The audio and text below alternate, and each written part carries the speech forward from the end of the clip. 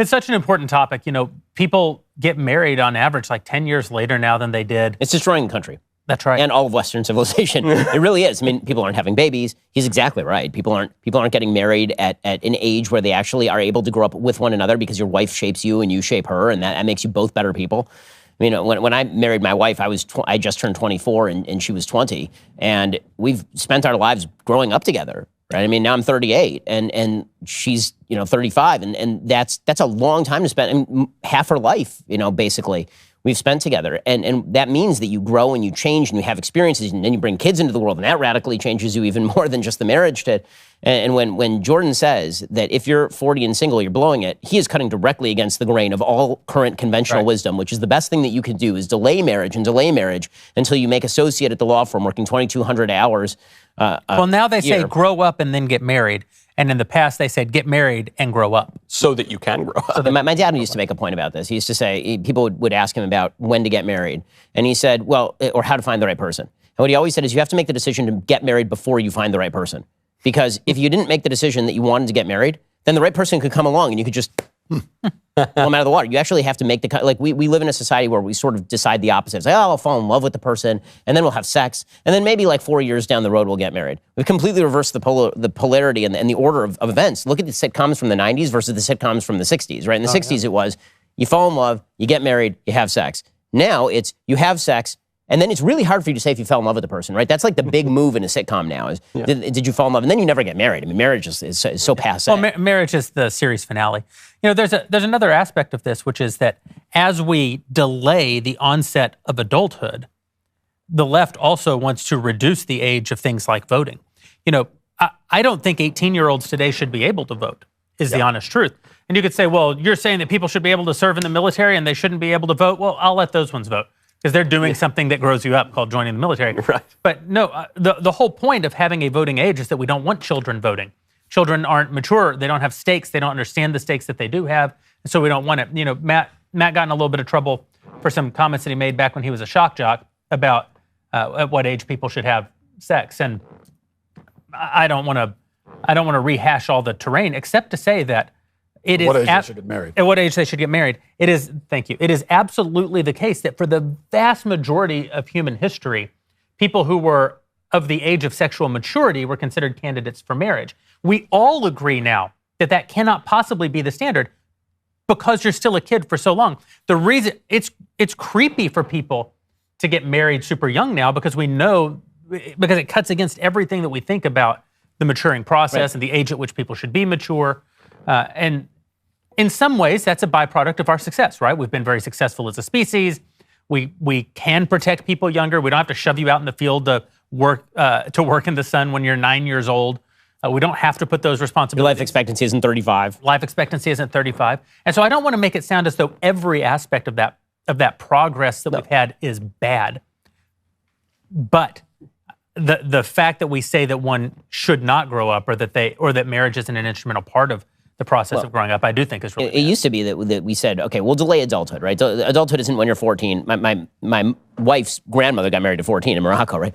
Almost all of our great-grandparents probably got married. The Virgin Mary was probably 15 when she got married. But we don't do that anymore. But real adulthood sets in when you're 18, right? And now real adulthood sets in after death.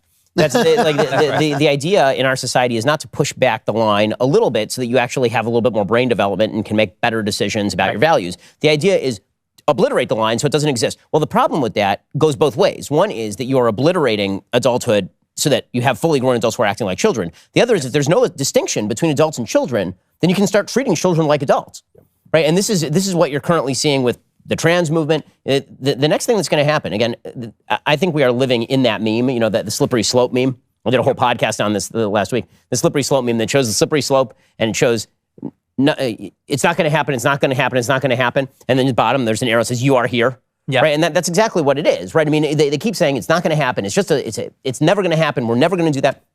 Well, you guys are currently making the argument that a 5-year-old is capable of choosing his gender. So I'm going to need you to explain how it's okay for a 5-year-old to choose his gender for the rest of his life, but that child is not capable of sexual choice. Somebody.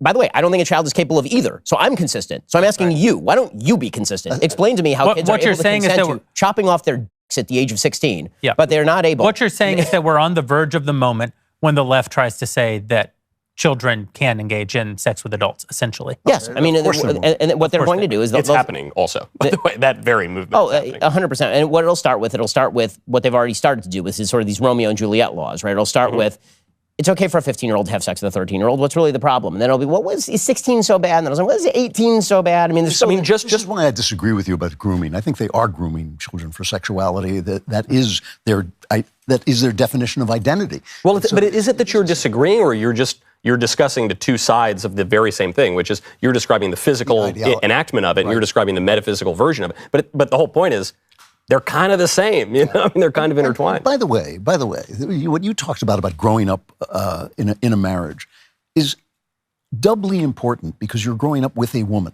Yes. You know, I mean, I married my wife like most people marry their wife because she was hot, she was beautiful, she was fun, she was smart, she was all those things that really attracted. But it wasn't till about 10 years after we had been together when I started to think like, oh, you know, like for the first 10 years, I was thinking, well, of course, she has no capacity for reason. You know, I don't understand a word she said. But then I kept noticing that she was right a lot of the time when she, and I couldn't understand it. And I started to think, oh, she's actually seeing the world from a different point of view. And that is like putting on those red and blue glasses that suddenly turn the world into 3 dimensions. You're suddenly become one flesh, one person, and you see things in a new and deeper and richer way. And that, to me, transforms everything. Yeah. Because, you know, I'm never going to stop being a guy. She's never going to stop being a girl. She's the girliest girl I know. I'm a very guy-like guy. But now I live in a unity of male-female that actually transforms everything into reality, into a reality you don't see before.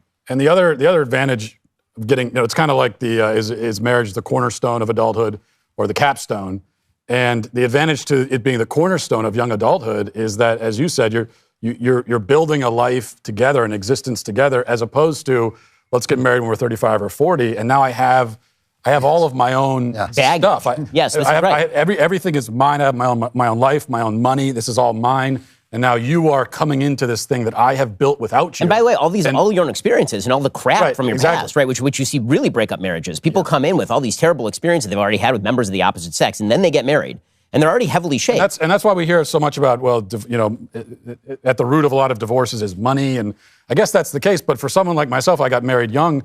I can't even imagine why that would be the case. We don't have any money issues in my marriage because all the money, I make the money, but it's our money. It's in a joint bank account. Like it was in a joint bank account literally the day we got married. And I'm also aware because as I've been growing and building my career and all that, I've had my wife with me, and none of this would have happened without her. So it's very clear to me that this is something we did together. Well, for I think all of us. So I think none of us were either rich or famous. Some of us are still not rich or famous. but for those of us who are both wealthy and famous, I think all of us were married to our spouses long before we had any of those things. Yeah. And that is a wonderful thing. It's a wonderful thing. I mean, it allows married a writer, you know, like how crazy was that? I mean, but the fact that your spouse can still look at you, and this is what you're saying, you know, if the marriage happens late, this can't happen. The fact that my wife can still look at me as the person who, you know, was 23 and just out of law school, and she can say, I see through all this crap, right? Like none of this makes a bit of difference to me. Right? The person who you are is not the person who the rest of the world sees. It's the person who I've known since long before you were that to the rest of the world. That's an amazing thing. It also gives you the ability to have somebody who calls you on your bullshit, which is like an actual real thing. Once you get, you know, to a certain level of power, people just are really, really afraid to call you on your bullshit. And having a group of people, whether it's friends or particularly your wife, who's able to do that is vital. Because if you don't have that, you spin off the rails incredibly fast. Yeah. It actually didn't occur to me until you said that I think every single one of us got married relatively broke. Yeah. Or at least, you're right, I think every single one of us did. Totally. And it did, I have noticed too, that the harshest critic and kind of best shaper of my show is sweet little Elisa, where I'll have something that I'm going to do on the show or in a speech or something where I think it's absolute dynamite. And she'll, you know, Mike, it just doesn't work, Mike. I'm sorry. No, and I think no, but it actually. Nah, you're right. You're right. She's always right. That's kind of what we're talking about with Fetterman. Is that I think a good wife is your number one fan. She's rooting for you. She really believes in you and believes in your dreams and your aspirations. Because you're her number one fan also. Right. Exactly. But she also, you know, I think as men we need a woman to let us know when we're biting off more than we can chew, when we've hatched, because as men, we're going to hatch all kinds of crazy schemes and plans. I know that I do anyway. And you need a woman there because she could see that blind spot, and she's going to tell you, well, that's not going to work. Whereas I think for men, on the other hand, this is my gender stereotypical way of looking at it, is that, I rely on my wife to let me know when I've got some idea, some plan that's just like utterly self-destructive, it's going to destroy the whole family. But by the way, that last sentence is the key, right? That last part of the sentence, that it's going to destroy the whole family. Because my wife tends to think in terms of the effect on the family, right? As a man, my main thing is like, what is my effect on the world? I mean, I literally do that for a living. What is my effect on the world? What's my effect on society? What's my effect on the people who listen to the show? And so I'll try to overcommit. Okay, I want to get all these things done, right? I mean, there's so much to do before you die, right? You got to get out there, you got to travel, you got to change people, you got to do all this. And my wife will say, yes, but what about the kids? Yep. Like, do you want to be away for that night? Do you want to be able to put the kids in bed? Mm-hmm. Matt, I want you to finish that thought. Yeah, well, so I think on the other side, so that's what we rely on women for. I think on the other hand, as men, women will tend to get involved in, they might get involved in personal feuds and take things very personally and have a tendency to overreact in those sorts of situations. And that's where men can be the voice of reason and say, well, I don't think they really meant it like that. I don't think that's exactly what. Now, it doesn't mean that women are going to listen all the time, but I do think that's the kind of, we can both be the voice of reason and calm for each other in these different situations and see each other's blind spots. Well, we actually have an explicit deal with my wife, which is neither of us is allowed to be, we're not allowed to be grumpy at the same time. We have to take turns. We'll balance it out. I'll literally be like, it's my turn to be grumpy. I get to be grumpy right now. And she'll go, okay, all right. And then when it's time for her to be grumpy, then I'll say, okay, you know what? You're right. It's your turn to be grumpy. And you do need that balance. And again, the differences between men and women are not only beautiful, they are vital. And pretending that those differences are of no consequence whatsoever, and that other alternative forms of family structure are therefore equivalent in any way at all, they're different. They're different. I mean, there's no other way to put that. But this is why, I mean, to both of these points, this is why the personal is the political is so powerful. One, it obviously came from the feminists because women tend to be more personally focused. And traditionally, women took care of the private part of life, and men were more public-facing and were more interested in the political side. And so it's no surprise that the feminists would then seek to meld those two. But then it's obviously the case that the personal is the political. The country is just made up of people and of our personal lives. And so we think of marriage as being private. Well, if marriage becomes completely distorted, that's obviously going to have political effects. And you've seen that play out now for 60 years.